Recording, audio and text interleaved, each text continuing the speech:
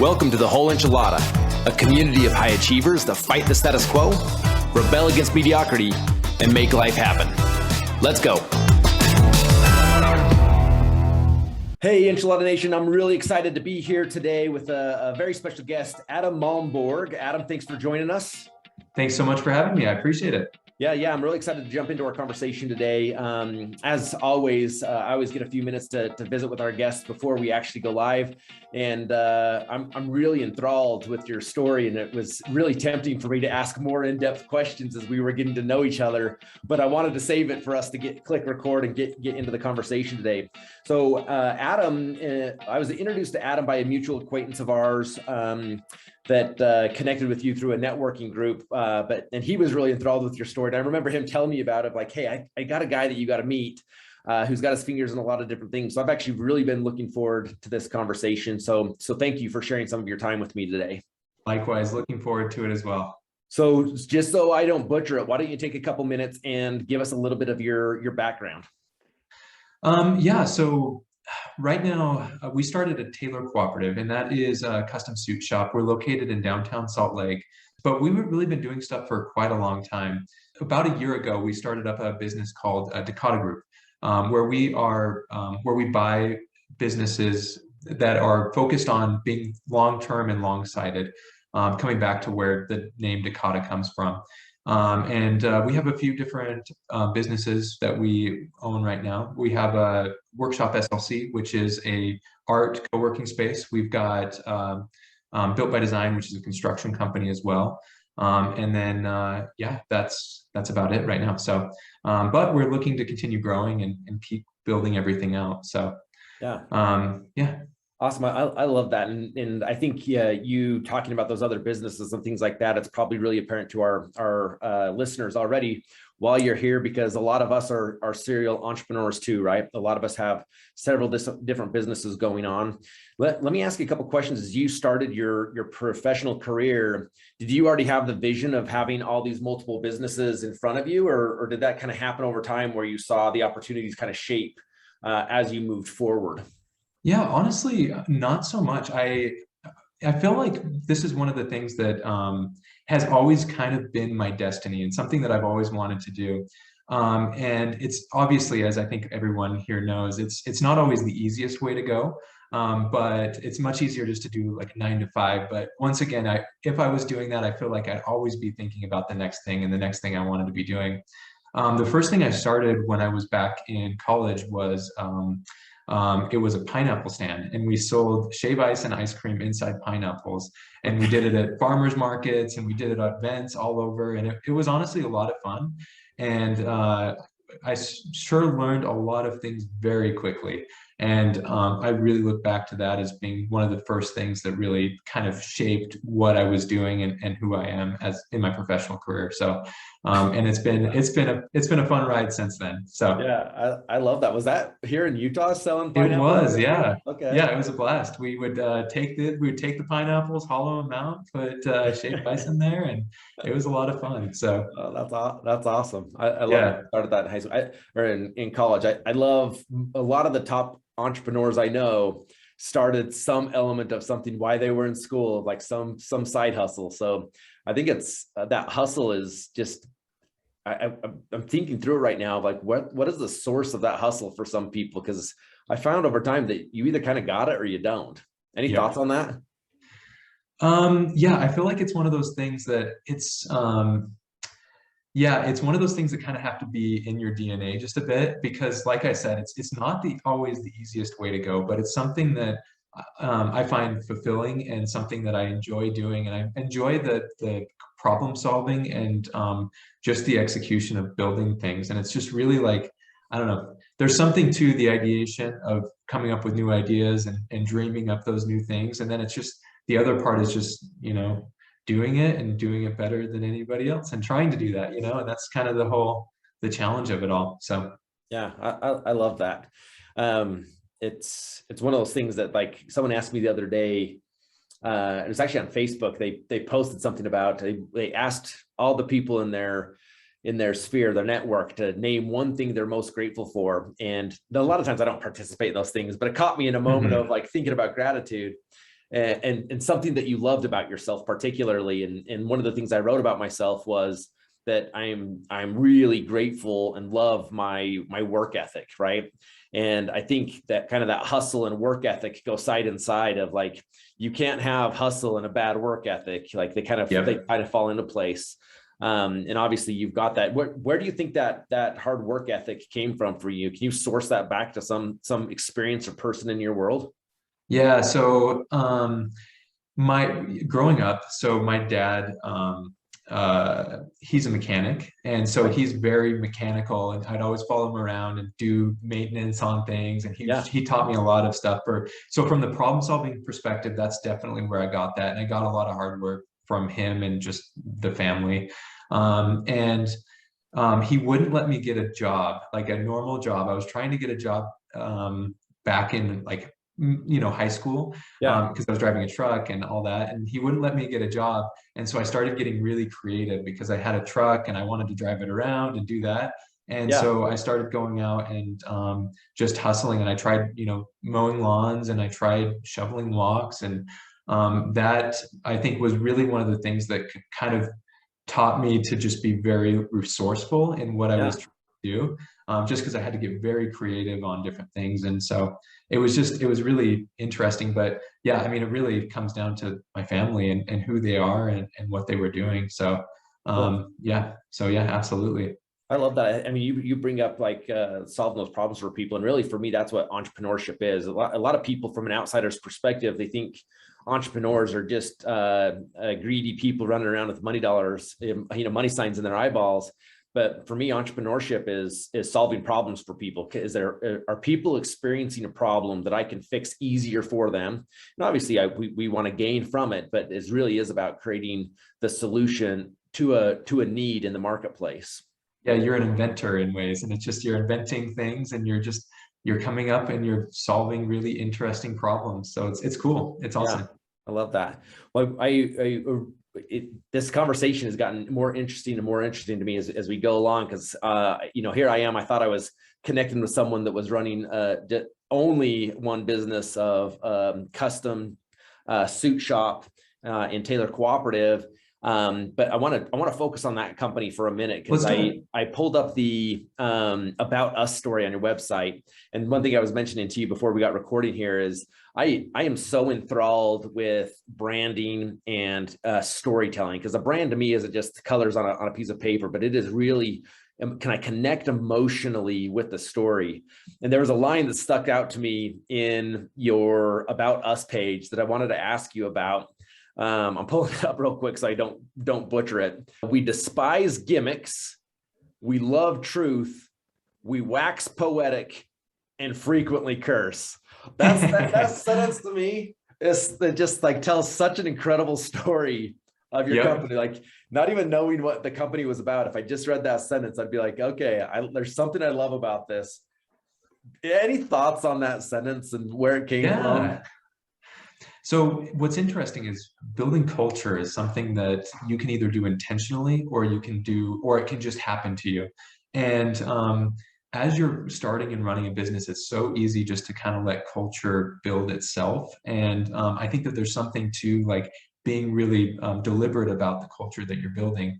But as we were kind of going along, we kind of started to we really did a lot of soul searching about like who we are and who do we want to be. And that was, I mean, as we were starting to kind of identify some of the things, I think there's something to just authenticity of who you are and who the whole team is and the culture that you've built.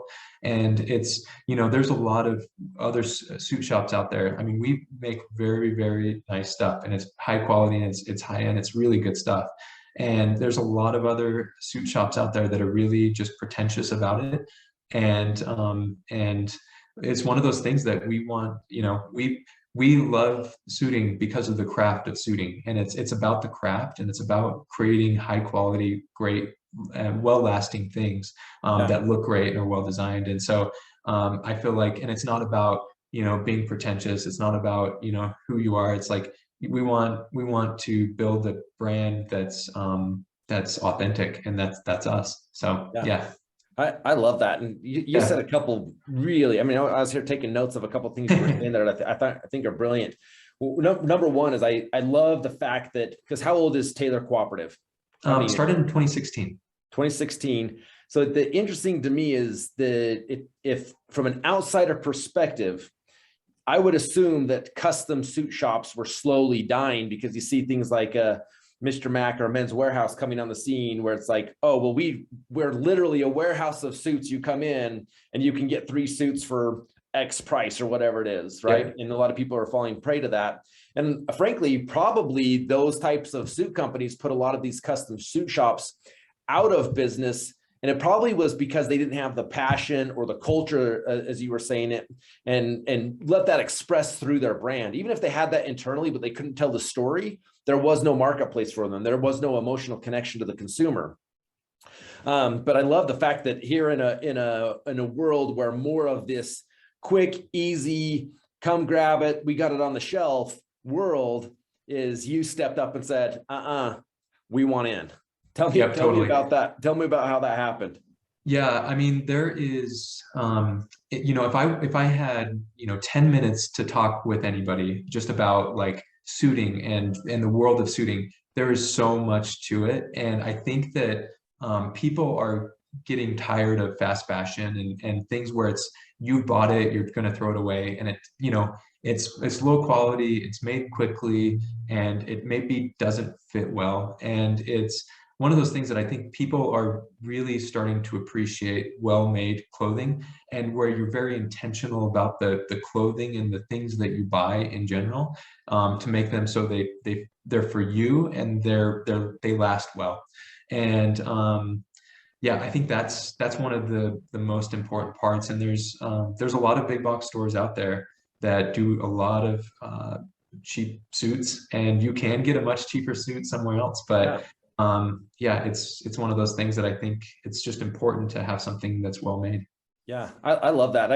I remember earlier on in my career, I mean, I got gray hair now, but early in my career, I looked like I was a 15-year-old kid trying to sell real estate. And so one of the things that was a standard on my team for several years is we all showed up in suits and ties every single day, because the suit told a story where maybe my baby face didn't bring validity to the conversation. My suit did. If nothing else, it built confidence that I was showing up as a professional in that moment. And over time, my suits went from the cheaper suits I could afford to nicer suits that told a different story. And one thing that I found over time is not only did my choice of fashion tell a story in alignment with my brand, it got to a point where a lot of pieces of my own wardrobe have stories of where I got them. I got this shirt in Rome. Oh, I got these pants in Barcelona, right? And now when I choose to wear those things, they're telling a story back to me and recreating that story for me. So I think there's two sides of that story in the fashion: is what does it tell us? And then what does it tell the consumer? Yep, exactly. The one thing that we really focus on a lot is just what is our client experience, and what is the customer experience, and that exact same thought. We've got about 15,000 different fabrics that you can choose from. And so we really try to help empower the customer to really find their own style and their own fashion, and make something that is just for them. And so we go through everything from the fabric to the buttons to the linings, and just the full spectrum. And but yes, absolutely. And the other aspect is we spend about 1.5 hours to 2 hours just in the initial fitting, working with the client. And what we're doing is partially just educating the client about all the nuances of suiting. And so when they're thinking about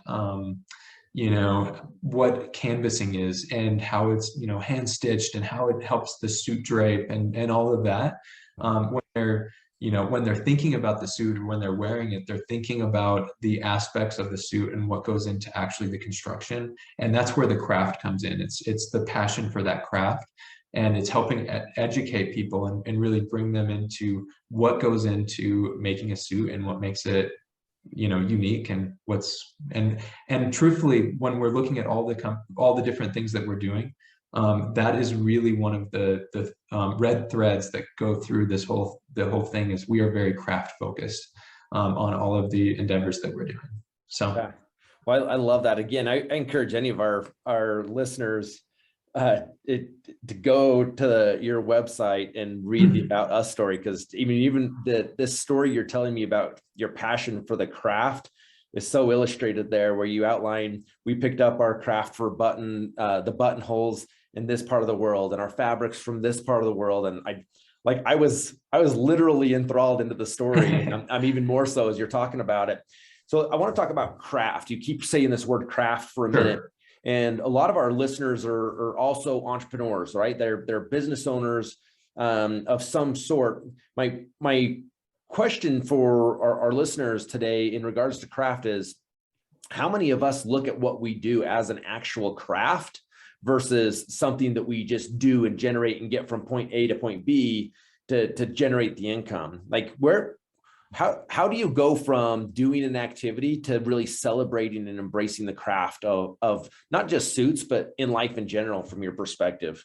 Yeah, I mean, it's in general, I mean, you can just do something quickly. I mean, there's different ways to go about the same thing. You can go through something from a volume perspective.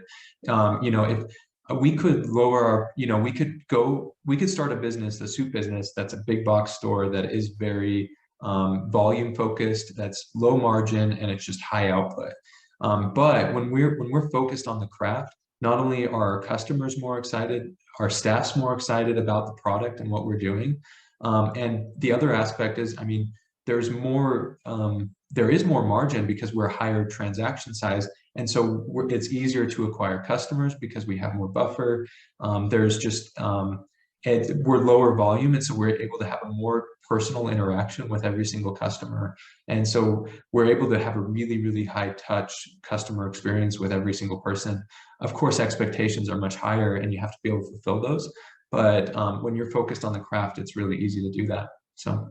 Yeah, I love that. I'm sitting here kind of thinking through where quality craft shows up in my personal life, right? And the truth is we can't show up with that much passion for everything in our lives, but do we show up with that much passion where it counts, right? Yep. I think of an example. I got a neighbor of mine. We own the exact same size lot, and my lot's big enough that I do not want to mow my lawn myself, right?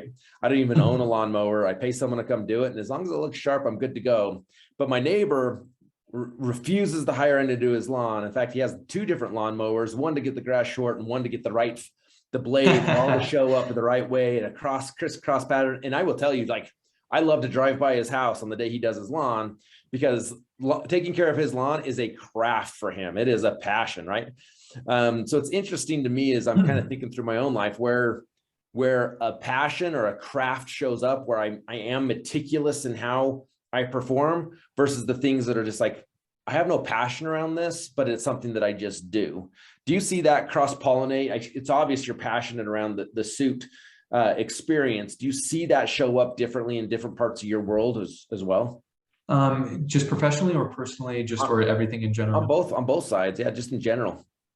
Yeah, I mean, it's one of the things that is, it is a thread between all of our businesses, and it's really an approach that we've taken on everything that we're doing.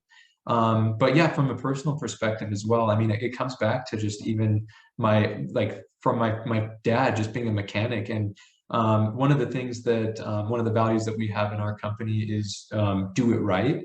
And that's just been a value that we've taken from the beginning. And I think it's from a personal perspective and from a professional perspective, just do it right is like kind of the value that we have. So yeah, I think that's in general, yes, it goes through, and it's through professionally and personally as well. So yeah, I love that. Such a simple phrase of do it right. I mean, I'm just thinking through what the world would feel like if everyone took that approach of like, whatever we're doing, let's just do it right. Yep. Totally. Pretty awesome. Yeah. I want to switch gears for a second. You mentioned your, I'll call it a parent company, unless you want to define it differently, of Decada. Yep. And I love kind of the reasoning behind the name Decada, which is that your company that invests in these other companies. Tell us again about that. Yeah, so we are we're the parent company. Yes, we can call it that. It is. I mean, there's a lot of things. There's a lot of people out there that have started businesses that are really, really passionate about what they're doing, and the skills that are taken. For example, if you're a tailor, you can be very, very good at tailoring, but running a business is an entirely different skill set. Running payroll, doing the HR, having marketing, doing strategy, budgeting, all these different things. And that's the back end of running a business. And really the approach that we're taking is we're looking for really well-run businesses that have a really great product that are enduringly profitable. And we're looking for businesses that we can come in and help support and empower the business to keep doing what they're doing really, really well and help support them from a back end perspective. And I mean, we stay really involved in the day-to-day management of the business, but we're really trying to empower the business to be really successful. So, and that's everything we're doing is just around that.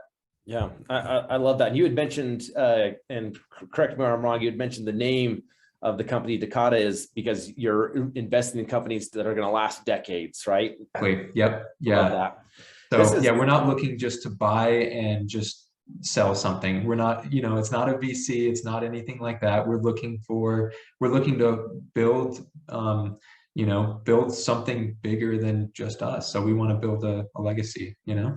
I love that. And I think there's such a niche in the market for that too, because I get an opportunity to coach a lot of entrepreneurs who, to be truthful, they call themselves business owners, but realistically, they are their business, right? If they walked away tomorrow, the business would fall apart, and they don't own a business owns them.